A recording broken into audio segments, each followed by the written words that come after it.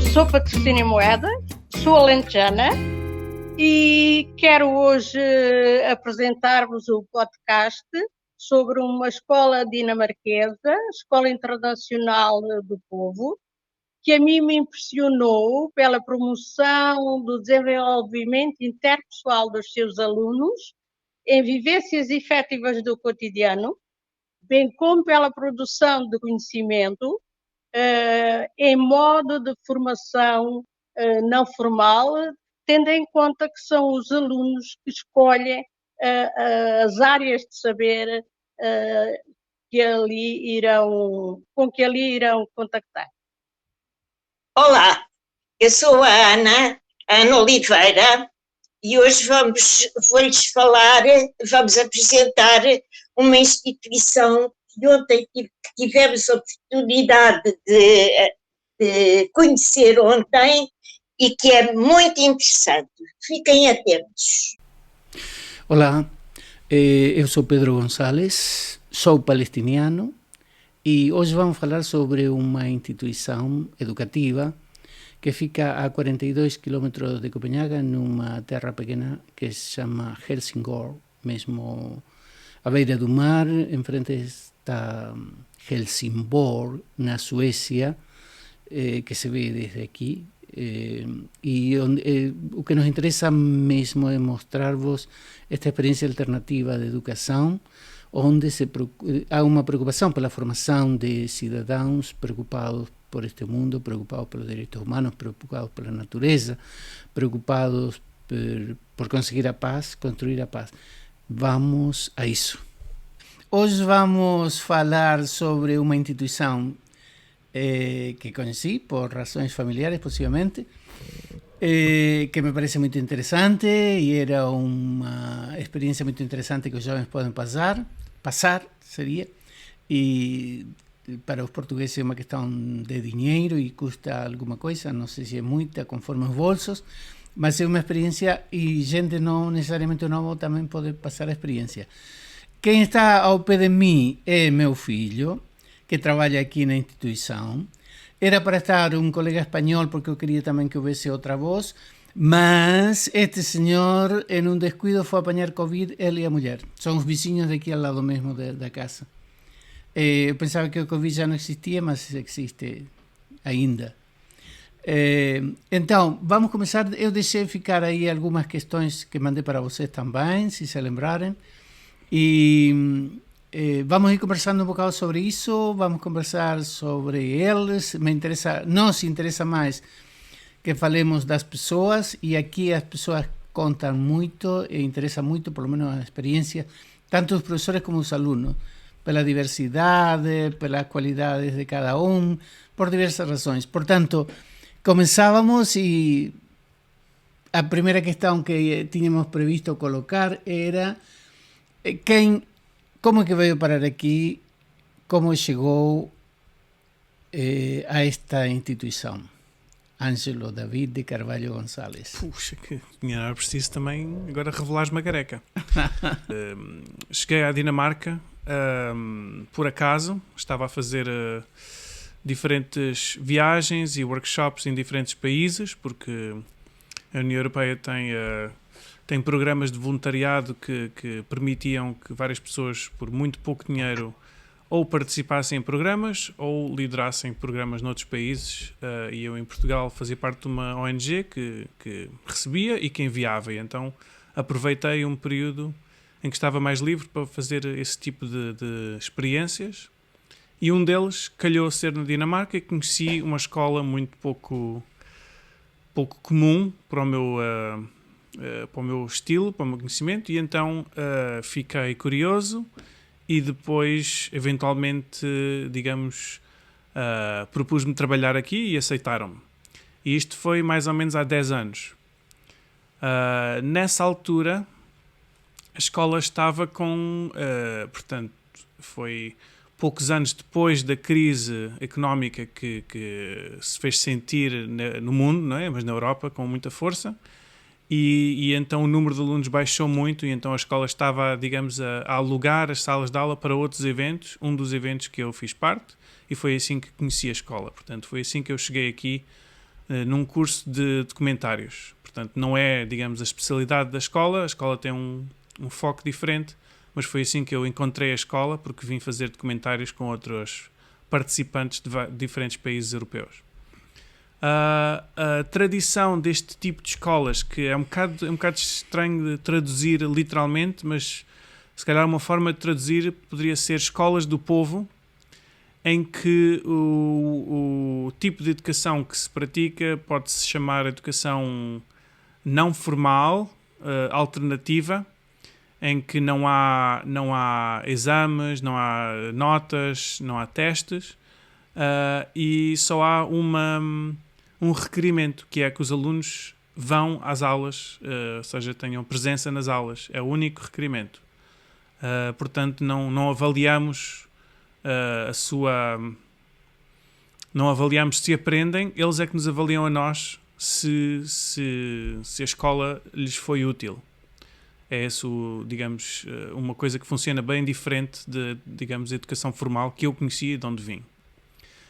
E é uma escola que já existe há 100 anos e que faz parte de uma tradição deste tipo de escolas dinamarquesas, que existem cerca de 60 pelo país e que continuam a existir com sucesso. Esta escola em particular chama-se International People's College, digamos, Escola Internacional do Povo, e é uma escola diferente da maioria, porque as outras têm um foco dinamarquês, em que a maioria dos alunos são dinamarqueses. Normalmente 90% dos alunos são dinamarqueses, mas na nossa escola é ao contrário, só mais ou menos 10% são dinamarqueses e os outros são alunos que vêm de várias partes do mundo. A título de exemplo, temos alunos com muita frequência de Bélgica, do Japão, da Alemanha. Normalmente temos alguns da Coreia, das Filipinas, de Vietnã. E depois, claro, temos muitos norte-americanos, do Canadá também, e poucos, digamos, de países latinos da América do Sul, e temos alguns brasileiros, alguns colombianos, temos um da Venezuela este semestre, mas menos, não é, desses países. E muitos europeus de diferentes países da Europa, que pronto, fica mais perto e é mais acessível. Portanto, essa é a diversidade dos nossos alunos e os professores, sendo a maioria dinamarqueses, mas também temos alguma diversidade nos professores. Temos claro, eu estou a representar Portugal, temos Espanha, temos Inglaterra, Canadá, temos uma alemã, uma americana, e digamos que não só os professores, mas também os que trabalham noutras áreas na escola também são de diferentes países, como a Bósnia, da Palestina, França, Marrocos. Temos também uma diversidade das pessoas que trabalham noutras áreas, como por exemplo na cozinha, na limpeza, na construção. Portanto, toda a escola é bastante internacional. Depois, digamos, o objetivo da escola quando foi criada foi uma escola que surgiu da ideia de uma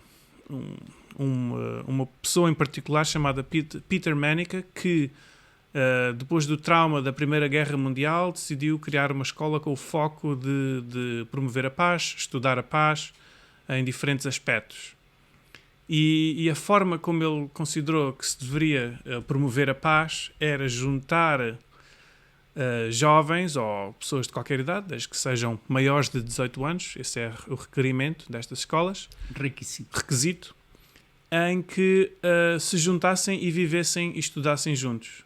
Que filhos de antigos países inimigos, não é? Digamos, durante as guerras, que pusessem de parte as suas diferenças e que se encontrassem aqui para conviver, para estudar e para entenderem que, no fundo, temos mais semelhanças do que diferenças. E esse era o objetivo em 1921, quando foi criado. Houve um período em que a escola esteve fechada durante a ocupação da Dinamarca, que os a Alemanha nazi ocupou, não é? Portanto, nesse período a escola não funcionou durante a Segunda Guerra, mas depois voltou a funcionar em força com o objetivo de promover a paz. E neste momento a estratégia da escola passa muito por promover um espaço para que os alunos que são internacionais se tornem ativos, se tornem cidadãos globais ativos, e que abram os olhos para os problemas não só dos seus países, mas dos problemas de outros países, e que tenham uma visão mais global do mundo. Sí, non sei se queren ir preguntando algunha coisa, pedindo esclarecimentos. Eu quería só comentar na miña cabeza cando el comezou aquí, que foi a través del que coñecí máis alguma coisa, era máis ou menos aquela experiencia que eu tiña na miña cabeza de argentino na década de 60, por aí, cando era joven, adolescente, de coñecer, de saber da experiencia de moita xente que ia a Europa coa mochila para andar coñecendo esas coisas así. E unha maneira segura dos pais, que daba seguranza aos pais, polo menos, saber onde está o fillo, esas coisas, e facer máis ou menos ese mesmo tipo de experiencia, de coñecer outras culturas, de estar, era mandar uns fillos para aquí, non é? Depois, e ven, por eso é que digo, ten mandado, e o que você vai encontrar hoxe, en moitos casos, son netos, fillos, ou bisnetos, así, ou primos, coisas así, que de outras persoas que estiveron aquí, que gostaron moito da experiencia do convivio, de convivio con outros, non é? Eu acho que é moito propio dos jovens encontrarse con xente de súa idade, especialmente, e de unha diversidade de formas de estar, non é? Eso se ve moito na hora das refeições, que tú encontras unha variedade de caras, de linguas, embora a lingua oficial sexa o inglés aquí, mas espontaneamente as persoas falan cando se encontran e falan a súa, non?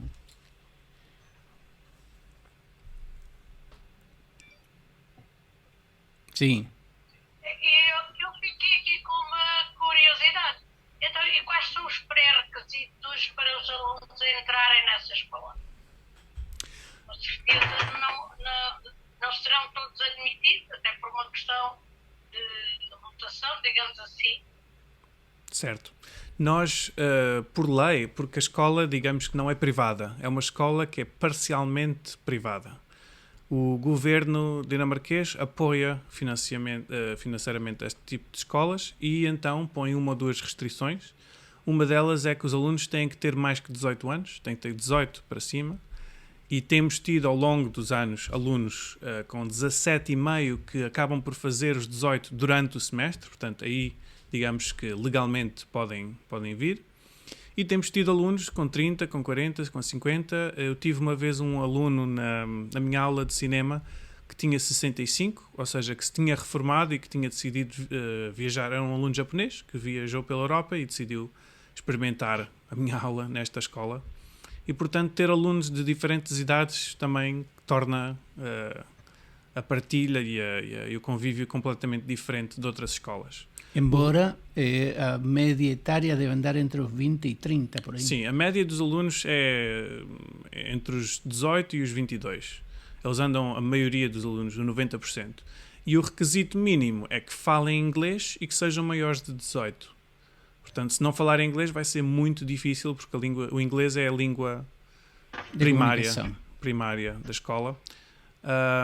E de resto nós temos 110 camas, ou seja, podemos acolher 110 por semestre, e ultimamente a escola, por alguma razão, tem sido muito popular. Temos tido mais ou menos 400 candidaturas, alunos que se candidatam a diferentes países, e um dos critérios de seleção, ou seja, nós em princípio não podemos discriminar ninguém, mas nós não queremos que sejam muitos do mesmo país. Portanto, não é por ordem de chegada, mas é por, digamos, uma quota de máximo de 10 por país. Quando a cota dos belgas chegar a 10, então damos prioridade a não belgas.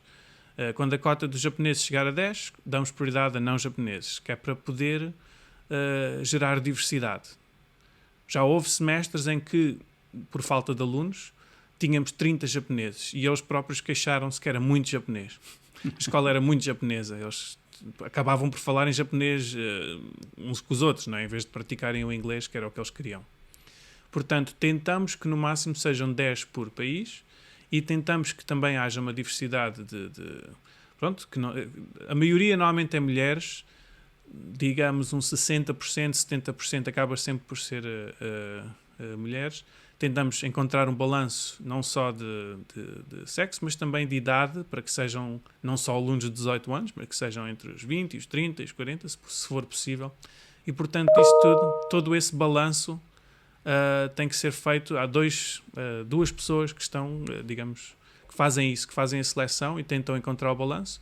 E muitos dos alunos que aceitamos acabam por depois não conseguir pagar ou não conseguem o visto de entrada, etc. Portanto, é muito complicado o departamento de seleção de aceitar, porque digamos que nem sempre funciona. De qualquer maneira, uma das coisas que já... Sim, Ana. Eu posso pôr outra questão. Outra questão? Não, Ana, então diz lá a coisa e depois voltamos à patrocínio. Portanto, essa escola não dá equivalência a nenhum curso. Não confere graus. Pronto. Era basicamente... Era propiciar a convivência, o convívio, a experiência de uma diversidade, não só de contacto com os outros. Ele tem disciplinas aqui relacionadas com as artes, com os direitos humanos, com a ecologia, não me lembro agora de outras áreas assim, mas como se fosse da cultura geral, e especialmente que aponte para o relacionamento, não é, com os outros, através da cultura, através das artes. Eu posso comentar essa pergunta porque nós, desde que eu estou aqui, nunca tivemos um aluno português. E eu acho que uma das razões é a mentalidade de que isto não dá equivalência a nada, ou seja, não dá o canudo, não é? Não dá o diploma. Porque a maneira como nós pensamos aqui é diferente da educação formal. Porque uma pessoa, quando vai, digamos, pensar na sua vida, o que é que eu vou fazer, em que é que eu vou trabalhar, em que área que eu me vou dedicar e formar, etc. Eu acho que a mentalidade portuguesa, quando eu vivia aí, quando eu tinha, digamos, estava muito integrado na comunidade portuguesa, era muito focada em... conseguir um título. Sim, nos títulos que a pessoa traz, não é? Era a confiança de... O papel diz que você estudou isto, que terminou este curso. Vou tentar responder rapidamente. Então, a diferença... Outra questão que eu queria pôr... Sim. Quanto tempo é que os alunos aí permanecem? Quer dizer, um curso formal está determinado, são 4 anos, são 5 anos, são 3 anos. Nesse caso, tendo em conta que os alunos não têm avaliação, quando entram na escola, se está pré-definido, durante quanto tempo aí permanecerão nessa experiência? Vida? Certo. O semestre tem 2 semestres. Tem o semestre de primavera, que é o que estamos agora, e tem o semestre de outono, que começa em agosto e vai até ao Natal. O semestre da primavera são 6 meses. Um aluno está aqui por 6 meses. Portanto, meio ano. Só que o tempo para um aluno aqui passa diferente de um aluno numa instituição formal. Isto é uma coisa que também é difícil de entender, só quem está cá é que percebe. Porquê? Porque nós damos aulas, não é? Temos aulas, eles têm o seu horário e não sei o quê. Mas a experiência não é só aulas é só metade da experiência. A experiência é viverem juntos, é comerem juntos, limparem a escola juntos, fazerem atividades juntos. Todas as atividades fora das aulas, as pessoas também fazem parte. Portanto, um dia nesta escola, os alunos provavelmente vão dizer como 100 dias ou mais numa escola normal. Porque eles estão sempre uns com os outros em atividade. Portanto, o tempo passa diferente numa escola em que vivem na escola. Sim, Ana. Primeira candidata portuguesa a ir para lá. Aceite. Vou falar com o reitor e está aceite. Depois falamos de preço, mas isso é outra coisa. Não, deixe-me lá dizer um comentário pequenino relativamente à avaliação. As pessoas costumam dizer não se faz avaliação, incluso ouço que eles também costumam dizer assim. Eu acho que se faz avaliação, o que não se faz é classificação. Permanentemente están a pensar qué está a acontecer, como están a aprender, como non están a aprender, cuál é a razón por cual os alunos non aparecen. Eso é facer avaliación. Non dan notas, non dan notas, non ten un 5 ou un 6. É aprobado ou faltou todo o tempo, mas eso ten que se rever porque faltou, porque non participou, e normalmente se va vendo eso, porque os alumnos que están aquí ten que participar nas aulas que eles escollen. Apresentan un leque no inicio de varias disciplinas tipo actividades e eles têm que escolher, não é? E se têm que comprometer com isso. Uma das diferenças que nós esperamos que os alunos entendam é que eles não são obrigados a estudar nada que não queiram. Eles escolhem o seu próprio, fazem o seu horário, não é? Fazem uma colagem de diferentes disciplinas e vão às disciplinas que escolhem. E, portanto, assumindo que eles escolheram o que quiseram, não foram obrigados, é porque querem mesmo estudar isso. E como nós não fazemos avaliação por exames e não temos notas, nós criamos os espaços de aprendizagem, mas eles é que têm que ser responsáveis por aprender, porque nós não os vamos obrigar a aprender porque não há exames. O que nós fazemos muito investimento, que se calhar uma escola normal não faz, é os alunos, como vivem aqui e comem aqui e fazem parte de equipas, digamos assim, de famílias mais pequenas, cada professor está responsável por uma família de mais ou menos 10 alunos. E estamos sempre em contacto, estamos sempre a falar com eles. Se alguém está doente e falta a aula, temos que imediatamente averiguar porquê e o que é que se passa. Ou seja, os alunos, se faltarem muito às aulas, nós temos que lhes dizer: vocês não são alunos, não é? Se não vão às aulas, não são alunos e, portanto, não podem estar aqui. Digamos que é esse o nosso objetivo, é que eles sejam alunos, que eles estudem o que querem e que digamos, façam parte da escola, da comunidade e que aprendam o que querem. Que é diferente de onde eu vim, não é? Porque eu, quando estive na universidade, os professores nem sequer sabiam quem eu era, não sabiam se eu estava doente, se estava a aprender, não sei o quê. Eles só queriam saber a minha nota, só quanto é que eu valia em números. E nós aqui fazemos um trabalho diferente. Este daqui. Faltam 5 minutos. Cabo, podemos dizer que os alunos constroem o seu processo de aprendizagem, supervisionados por um professor. Sim. Será isso? Constroem a súa estrutura, a estrutura que eles queren. Podías referir 4 ou 5 disciplinas? Sim, mas eles chamam disciplina que para mim são tipo actividades, não é? Sim, mas só para esclarecer, nós somos uma escola que temos um foco geral, não temos uma especialidade. Há escolas deste tipo que são especializadas em arte, ou em desporto, ou em filosofia. Nós não temos um foco especial, nós queremos promover que eles se tornem cidadãos globais ativos e por isso damos disciplinas que incluem filosofia política, incluem desporto, incluem identidade de género, incluem aulas de como criar uma ONG, aulas de coro, como cantar em coro, ou seja, todas as aulas no fundo contribuem para o mesmo objetivo, que é fazê-los pensar nos nossos códigos centrais de moralidade que nós definimos, que tem a ver com a igualdade, com a democracia, a participação democrática, tem a ver com paz, tem a ver com... Ou seja, todas as aulas contribuem para esses pilares que definem o que é a escola. E, portanto, não interessa muito que aulas é que eles escolhem, porque todas as aulas apontam para o mesmo lugar. Interessa porque eles querem passar o tempo com qualidade, não é? Querem desenvolver, digamos, habilidades, mas eles só estão cá 6 meses. Portanto, as perguntas que a gente lhes faz é um bocado diferente de noutras escolas, em que se calhar estão a especializar-se para serem especialistas em algo.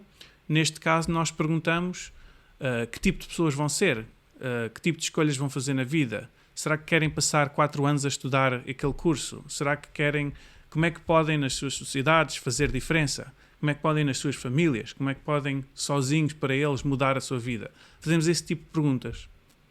E por isso é que fazer exames não faz sentido, não é? Porque o nosso âmbito é mais pessoal, desenvolvimento pessoal, e não comparar com outros alunos noutros sítios, não é? Entendi. Ao fim e ao cabo, abrir perspectivas. Sim. É evidente que as aulas têm um foco, têm conteúdo, não é? E eles podem aprender muito sobre esse conteúdo. Mas no fundo, todas trabalham para um objetivo superior, não é? Eu puxei aqui, tenho aqui no nosso website, temos os pilares digamos, que gerem a escola, que gerem todas as aulas e todo o foco. Tem respeito pelas diferenças e pelo que diferentes comunidades... Pela diversidade. Tem a democracia, participação democrática, tem igualdade, que tem diferentes tipos de igualdade, não é? De género, de idade, de classe etnia, social, de etnia. Nós temos alunos, muitos deles, obviamente, que vêm de famílias muito ricas, porque o curso em si custa à volta de 5.000 euros, mas também temos alunos que vêm com bolsas, que vêm de países em desenvolvimento que têm muito poucas possibilidades financeiras. E então esse choque entre eles é interessante. Portanto, nós também promovemos a igualdade, promovemos a empatia, que eles se entendam entre eles, que muitos deles vêm de países, não é? Nós neste momento, queremos ter russos, queremos ter ucranianos ao mesmo tempo, não é? Queremos ter palestinos, queremos ter israelitas, queremos ter chineses, queremos ter norte-americanos. Nós queremos ter todos os alunos que vêm de países que estão potencialmente em conflito, que é para eles poderem ter empatia e falar sobre paz. E temos também um ponto que é sustainability. Sustentabilidade. Sustentabilidade, porque digamos que as coisas não vão funcionar se não pensarmos como é que isto se pode manter não só a nível de sociedade e economia, mas também do planeta e da ecologia e tudo. Portanto, também temos professores especializados nessa área para tentar abrir os olhos aos alunos para eles poderem fazer mais por um país, por um mundo mais sustentável. Estes valores que ele está a referir, uma das coisas que eles costumam fazer é juntarem-se para ver se estão ajustados aos valores que eles se propõem. Eles chamam Value Core em inglês. E é muito interessante, também me faz lembrar destas questões que se colocavam no plano educativo da escola, não é? O plano educativo, ou o projeto educativo da escola, não me lembro exatamente como era, e eles aqui assumem muito isso. Estes são os princípios e temos que nos ajustar a estes princípios e fazer avaliação a ver se estamos a caminhar neste sentido, ou só dizemos e não fazemos, não é? A mí me faz lembrar muito isto da avaliação formativa dos professores que falam e muitas vezes não se faz formativa necessariamente, não é? E aqui me parece muito interessante que apostem nesses valores e façam avaliação sobre se estão a cumprir ou não atender esses valores. Mas façam pergunta vocês, que eu não tenho aqui a lista e já não me lembro o que era. Eu posso responder também a perguntas que eram para o reitor, já que ele hoje está numa visita de estudo, não está disponível. Ai, escusa de ser em inglês. Ou em dinamarquês.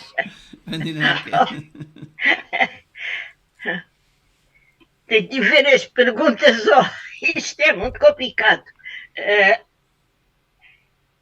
Eu não tem nada a ver, mas eu estou numa universidade sénior que podia ser tudo isso.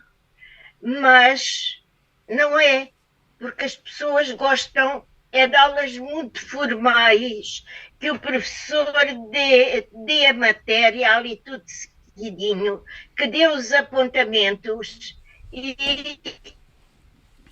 eu chateei-me, só vou à parte desportiva. Pronto, agora vou ver as perguntas para o reitor. A Patrocínia, podes avançar.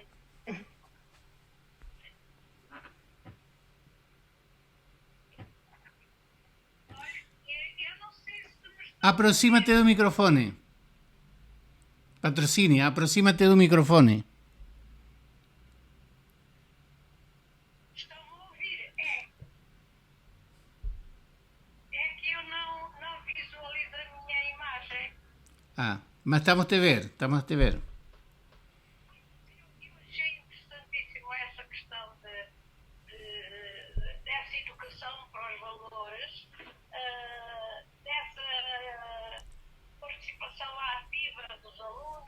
uma escolha daquilo que eles querem fazer, esse convívio efetivo, porque ao fim e ao cabo, a mim parece, seria aquela educação que todos os jovens deveriam ter e para ter mais perspectivas mais alargadas do mundo, da vida, dos valores que são para ser vivenciados e não se aprende ali no papel, aprende-se na convivência, aprende-se na vivência das situações. Portanto, eu acho que isso é uma experiência extremamente enriquecedora para qualquer jovem. Sim. E com certeza que o Ângelo que está aí há este tempo vivenciou isso e por isso aí terá ficado e terá querido participar efetivamente nessa construção dessa nova visão do estar no mundo. Não sei. É verdade, sim. Eu acho aqui a coisa interessante. Não sei se a Ana tem essa tua pergunta, queres fazer agora? Não, nem contes. Pronto, eu tinha questionado se tivéssemos oportunidade de falar, era pensar nesta diversidade de gente e que desde a escola se faz para ver se consegue ou abre mais para aqueles países que menos participam, não é? Eu já comentei com vocês já alguma vez, se não estou engano, agora também disseram, aqui, no, desde que eu me lembro, que sempre vou apontando, não tenho sabido de portugueses. De argentinos encontrei alguns, encontrei e soube de outros, mas muito pouquinhos. Normalmente há muitos, aquelas economias um bocado mais estáveis também de América Latina, como por exemplo México, Brasil, sempre existen 2, 3, 4 brasileiros ou mais, possivelmente, ou mexicanos. Também tem que ver com isso que comentou ele de passar-se a mensagem de um a outro. Vão conhecendo e vão dizendo, vão falando, vão transmitindo isto. Olha, é uma experiência interessante. Por lo menos o argentino que eu conheci comentava que ele quis vir aqui e soube disto por causa de um primo dele que veio na década de 90 e disse que era uma experiência interessante, que era bom viver, esse tipo de coisa, não é? E uma questão que ia colocar ao reitor era justamente isto, como se podia incentivar a participação de pessoas de outros países, porque depois este assunto do dinheiro, em muitos casos, não sei como funciona o regime de bolsas, mas sei que se consegue, por isso que vem aqui há bastantes africanos também, e mesmo do sudeste asiático, que não necessariamente são muito ricos, e têm condições, acabam por ter portas abertas para virem para aqui, não é?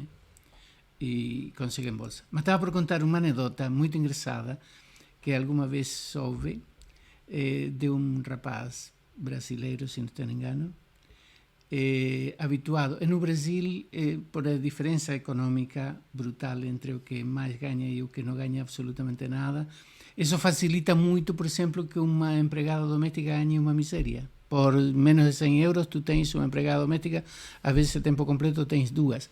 Por isso, aquela gente que, uma família que nós diríamos de classe média portuguesa, pode ter até duas empregadas. Eu conheci gente lá que tinha duas empregadas. Esses meninos que vêm dessas famílias, às vezes não fazem absolutamente nada em casa. Chegam aqui e têm que limpar a cozinha, porque há equipas que a uma altura têm que fazer isso, limpar a cozinha, limpar os corredores, não sei se limpar os quartos, as coisas assim. E um deles comentava com ele, que me contava ele, aqui são todos comunistas. Estas coisas de andar a distribuir esse tipo de... e principalmente para aquela gente que não está habituada a fazer isso, não é? Ontem fui comer aí a meio-dia e era muito engraçado ver estos meninos jovens, 19, 20, 21 anos, cheios de vida, cheios de genica, arrumar a cozinha. É uma equipa, não é? Esta semana tem que fazer isto, esta outra semana tem que fazer o outro, tem que limpar este tipo. Por isso que ele fala de não acaba nas aulas, é todo esse convívio, todas essas responsabilidades. E também fazem asneiras, porque do que sei também há coisa por aí que deixam as luzes ligadas ou coisas assim, outras, que como todo jovem acontece, não é? Mas essa era uma das questões que queria colocar ao reitor, que se estava a fazer para ver se se conseguia gente de outras nacionalidades, de outros países, que também seria uma experiência muito interessante. Essa questão que ele levantava, eu acho que é uma... que ele levantava de dizer que na mentalidade portuguesa se faz alguma coisa para ter um título, não é? Para ter e não para adquirir conhecimento, viver uma experiência, que neste caso é viver mesmo uma experiência, que acabam por gostar. Não é? E muitas vezes interromper isto se faz no intervalo antes de começar a universidade, ou às vezes interrompendo a universidade, ou às vezes no final da universidade, não é? E saem, eu acho, sempre achei que saem muito mais ricos, saem ricos de aqui, não é? Uma das reações que eles dizem é que mudou a minha vida, mas isso cada um tem uma definição diferente, não é? Primeiro a Ana e depois a Patrocínio, porque a Ana pediu a palavra primeiro. Diga-se, a Ana. Agora fugiu-me. No fundo, eu não conheço muito, mas quando os nossos jovens vão fazer o Erasmus, acaba por ser uma educação formal, mas eles aproveitam mais o informal do que o formal, sim, embora não estejam integrados numa escola, tenham quartos por fora, se calhar muitos trabalham para subsistir, e também é uma riqueza que trazem do Erasmus, sim, embora de outra maneira, mais simplista. Sim, sim. Sim, pelo menos o que acontece com o Erasmus é que não perdem a formação académica, não interrompem a formação académica. O Erasmus forma parte da formação académica, não é? É valorizada sempre. Fazem pouco com a formação académica. Sim, fazem algumas disciplinas, mas eu acho que é tempo de experimentar coisas, não é? Há muitos que falam que voltam com namoradas, outros têm sido um momento... os espanhóis costumam dizer, ir Erasmus era... o importante era ter relações de outro tipo, que não necessariamente... E Patrocínio, desligaste a câmara. Isso era muito interessante. Patrocínio, estás a ouvir? Desligaste a câmara. Pronto, e outras questões que eu queria colocar ao reitor, não sei se tu viste alguma coisa, era como estava a perspectivar a escola em um horizonte de 10 anos, vamos supor. Daqui 10 anos, como está a pensar? 10, 20. 10, 20 anos. Não é?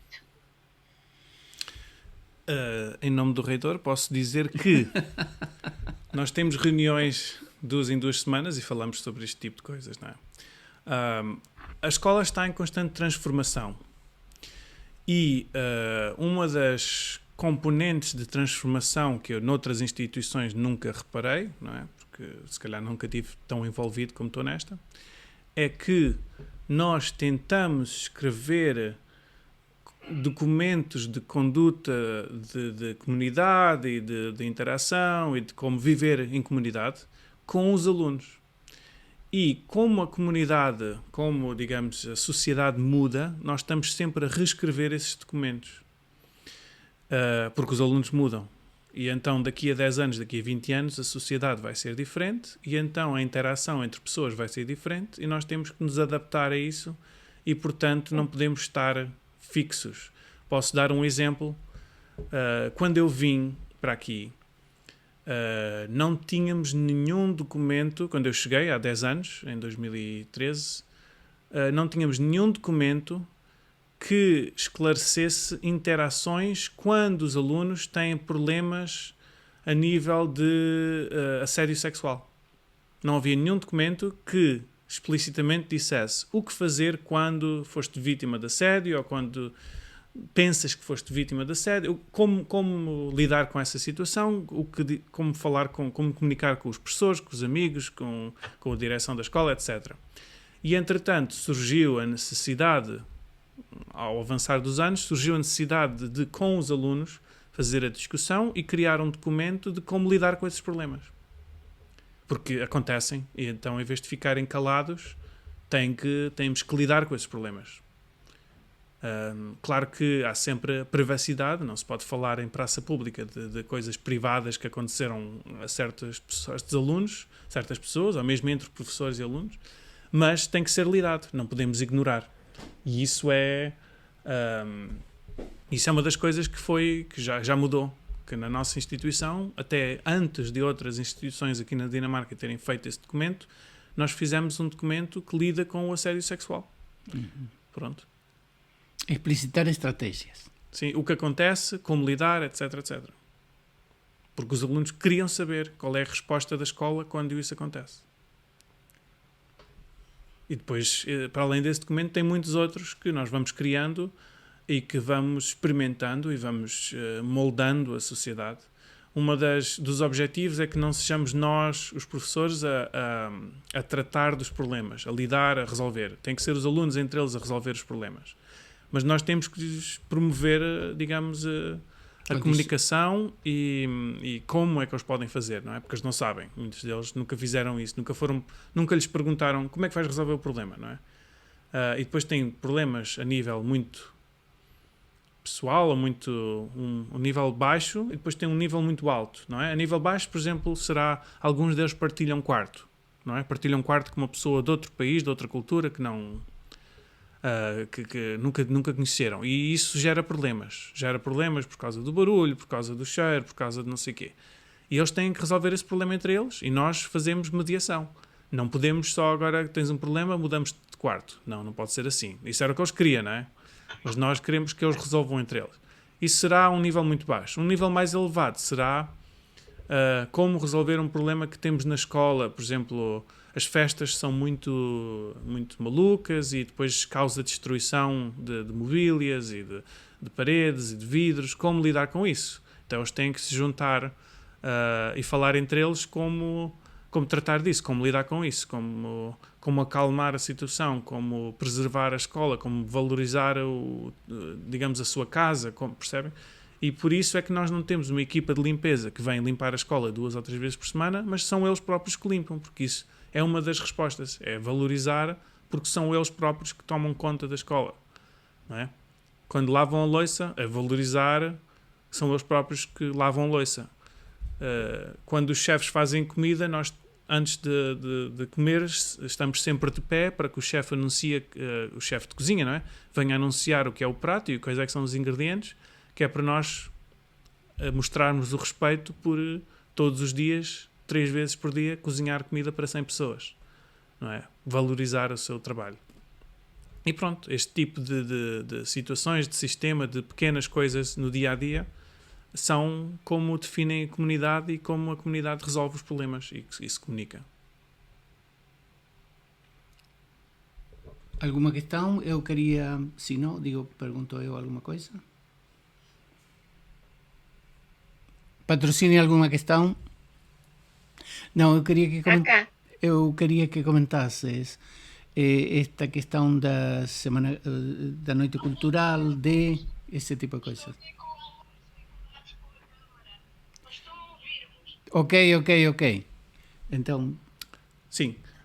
Portanto, o exemplo que é uma noite cultural, que é uma atividade que nós fazemos de 3 em 3 semanas, em que grupos de países, ou seja, alunos que representam esses países, que se sentem parte desses países, têm a oportunidade, num sábado à noite, de criar um show, um espetáculo, em que podem fazer o que lhes apetecer. Eles fazem um plano como quiserem apresentar o seu país, a sua cultura, e então os outros depois participam como audiência. E, por exemplo, juntamos os países americanos do Sul, não é? Tem os brasileiros, com os argentinos, com os peruanos, com os chilenos, com os venezuelanos, e eles, cada um, digamos, tem a oportunidade de apresentar o seu país e de pedir a outros para o ajudarem a apresentar o seu país com uma música, com uma dança, fazendo comida, fazendo uma apresentação só digamos, no ecrã, ou fazendo um concurso, um jogo.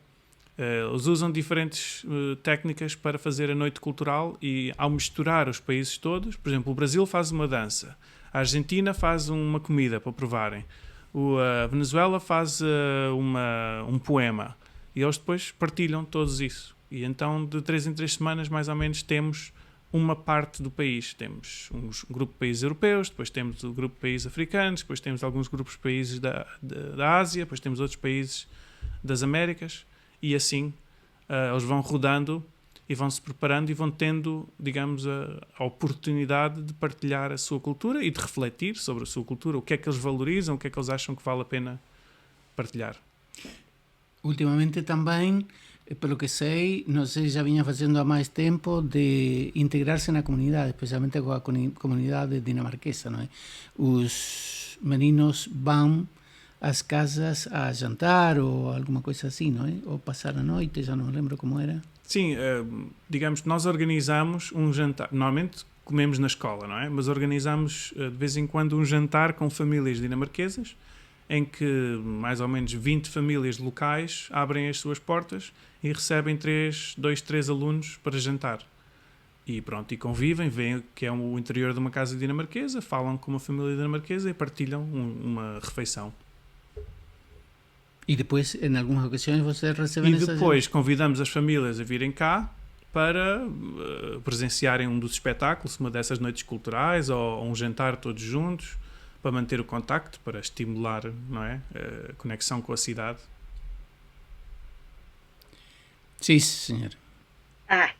Eu estou muito interessada, mas já agora, depois, no fim desta conversa, podem pôr aí a morada do site para a gente depois ir lá Sim. espreitar. É muito fácil, ipc.dk, mas a gente põe aqui no rodapé. Pois, já agora gostava de ver. Sim, agora também há algum tipo de experiência, entre aspas, pelo menos do que sei, de gente que vem porque quer conhecer 2 dias, 3 dias. Neste momento, na casa onde estou, um dos quartos ao lado, há um casal, ele é dinamarquês, ela não sei de onde é. Não sei se ele é dinamarquês, mas ele foi aluno há 30 anos e veio, digamos, visitar a escola porque sentiu saudades. E então está, não sei, 3, 4 dias. Se paga um X por alojamento e alimentação, tu comes com os alunos e não sei que atividades podes participar, mas estás aqui na escola e é um ambiente também muito interessante. Mesmo participar só do almoço é muito interessante, não é? Ver aquela diversidade de gente, estar com esta gente toda, é muito interessante. Isso se pode fazer sem necessidade de inscrever-se, porque eu sei que é muito puxado os 5.000, 2.000, 3.000, eu pensava que era 2.000 euros, ou algum tempo atrás era 2.000. 5.000 é um bocado puxado para os portugueses. 5.000 por mês? Não, por semestre, por todo o tempo que está. Olha que bom. Olha que bom. Mas pais preocupados, porque além disso a gente, por exemplo, costuma vir e também aprende dinamarquês ou inglês paralelamente. E eles têm aulas de inglês nas atividades que têm todos os dias, têm aulas de inglês. Porque não todo mundo, eu conheci aqui, fiquei muito surpreendido, até muitos japoneses, que não, eu sempre pensei que os japoneses falavam muito bem inglês, mas muito bem eles arrastando o seu inglês e aperfeiçoam aqui, que têm aulas de inglês e também querem saber alguma coisa mais, têm aulas de dinamarquês, não é? Só um comentário sobre o custo do semestre, não é? Nós oferecemos não só bolsas, mas também oferecemos um desconto dependendo da necessidade e da contribuição dos alunos. Obviamente que temos muitos alunos que vêm de famílias ricas, digamos, e que não têm problema em pagar digamos, o semestre completo, mas depois tem alunos que nós gostávamos muito de ter a representação desse país e podemos dar um desconto de 20%, 30% para facilitar, porque eles depois também têm que viajar de muito mais longe e também custa a viagem. Mas a vida na Dinamarca é cara, só fazer Erasmus da Dinamarca já será caríssimo, portanto, se dividirmos 5.000 euros por 6 meses, dá menos de 1.000 euros por mês, que inclui dormida, comida e viagens e coisas assim que a gente faz, visitas de estudo. Portanto, dividindo por isso tudo, acaba por não ser muito, porque inclui os estudos e inclui outro tipo de atividades, concertos e tudo que nós oferecemos. Portanto, será menos de 1.000 euros por mês que custa estar aqui na escola para ser aluno. Por exemplo, um apartamento em Copenhaga é facilmente 2.000 euros por mês só para ter o apartamento sem pagar água e luz. Portanto, só por comparação, sai mais barato viver aqui na escola do que viver noutro sítio da Dinamarca. Esto fica a 42 kilómetros de Copenhaga. Uma maratona, que não tem para pagar transporte, que não tem para pagar transporte, pode fazer uma maratona para ir a Copenhaga. Eu a pé não vou. Ele disse que não vai a pé, mas vai lá de férias. Não, mas era uma questão de ver. Mas deixa-me lá comentar uma coisa pequena, é relativamente à maneira que ele fala neste momento de falar como se a escola fosse dele, não é? Nós fazemos, nós, e isso me parece muito interessante de um ponto de vista do sentido de pertença à instituição. Eu gostava que todos que trabalhássemos na escola falássemos em minha escola, nós fazemos, e não sempre acontece, não é? Eu conhecia a gente, especialmente nas instituições grandes, que não se integram facilmente, não é? E gosto deste sentido de pertença que ele evidencia na fala. Também há uma diferença grande de ser professor aqui e de ser professor noutra escola. Eu não fui professor noutra escola, mas eu sei como eram os professores noutra escola. Eu vivo na escola, não é? O nosso campus tem casas, apartamentos e eu vivo numa dessas casas e, portanto, eu saio da minha casa, ando 50 metros, estou na minha sala de aula, não é? E, além de viver na escola, eu escolho o que ensino, desde que o foco seja sempre todos os valores que temos na escola, que indiquem é isto que nós queremos promover, eu posso ensinar o que me apetecer. Ou seja, eu ensino o que gosto. E eu normalmente digo aos alunos que eu ensino todos os meus hobbies, como é que se diz? Os meus passatempos, os meus... ou seja, as minhas aulas são uma coleção de coisas que eu gosto, mas que eu depois injetei com a filosofia da escola. E os professores que ensinam da mesma forma sentem que pertencem mais à escola por causa disso, não é? Eu não tenho currículo, não é? Ninguém me diz como ensinar e o que ensinar. Eu só tenho que gerar aprendizagem nos alunos de maneira que eles sejam mais ativos cidadãos do mundo que tenham mais mentalidade crítica sobre os assuntos que se passam e sobre os temas da atualidade e isso tudo. Portanto, eu dou aulas de muita diversidade. Por exemplo, eu dou cinema, digamos, análise de filmes e prática, fazer filmes, não é? Faço os em 10 dois. minutos temos que fechar, desculpa lá. Já falamos tanto, não me apercebi. E dou também aulas de jogos de tabuleiro. Portanto, eu analiso jogos de tabuleiro como experiências sociais em que eles podem interagir uns com os outros de forma segura, sem se exporem a perigo ou qualquer coisa, porque os jogos de tabuleiro têm muita diversidade.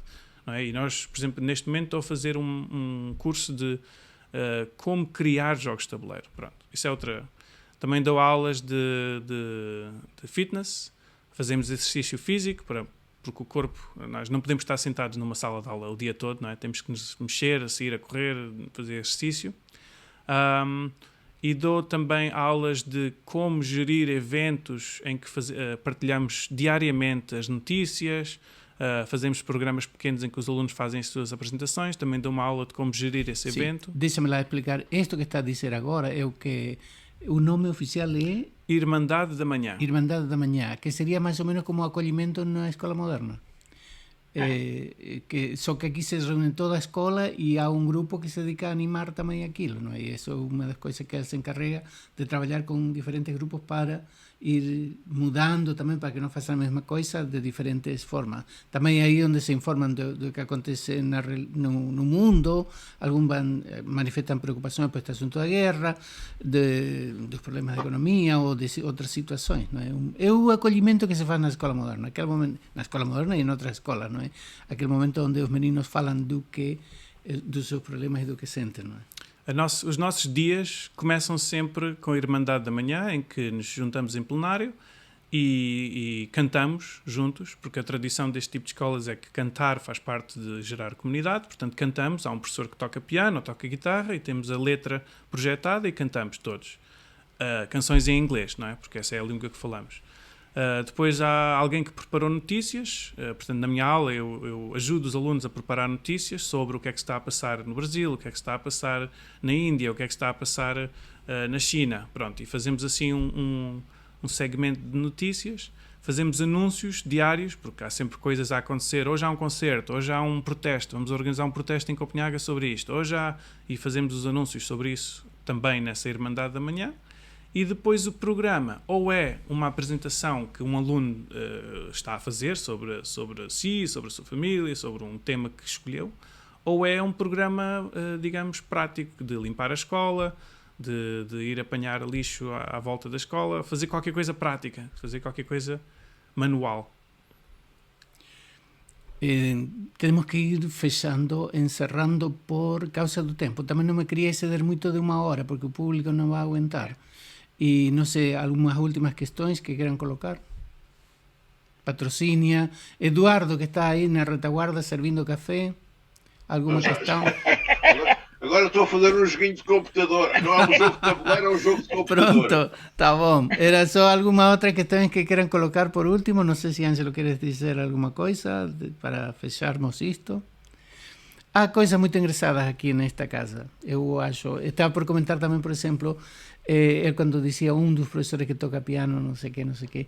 Aqui o reitor é uma pessoa também muito carismática, é um senhor que trabalhou muito nas artes. Ele fez a voz, se não estou engano, de... O reitor é cantor, primeiro, e depois também é ator. Portanto, ele fez muitos musicais de palco, em palcos grandes, em Copenhaga, e fez voz de narração para filmes da Disney. Ele é a voz do Aladdin, do Aladino. Portanto, as crianças dinamarquesas conhecem-no pela voz do Aladino no Disney, no filme da Disney.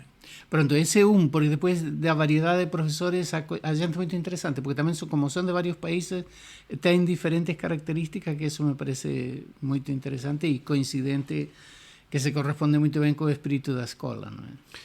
Se calhar, para terminar, posso só adicionar mais uma dimensão que nunca tinha visto noutras escolas em que estive, que é os professores são pessoas, não é? E com pessoas são pessoas que são role models. Como é que se diz role models? São modelos não é? E nós observamos isso, ou seja, nós... Acabou. Não acabou ainda. Estou só a ver aqui. Não, mas não. Sim, digam lá. Pronto, estou só a dizer que... Vamos passar uma semana... Ainda não acabou. 5 minutos. 5 minutos. Pronto, os professores não são mais que os alunos, estamos ao mesmo nível. Obviamente que algumas decisões somos nós que fazemos, porque os alunos não têm experiência suficiente para fazer esse tipo de decisões, mas como modelos de pessoa nós temos que estar sempre conscientes disso. Isto foi... Aí acabou. Pronto. Agora acabou mesmo. Por que acabou isto? Pronto, acabou. Pronto. Espétula delas no coisa. Para Foi um prazer. Obrigado e boa noite.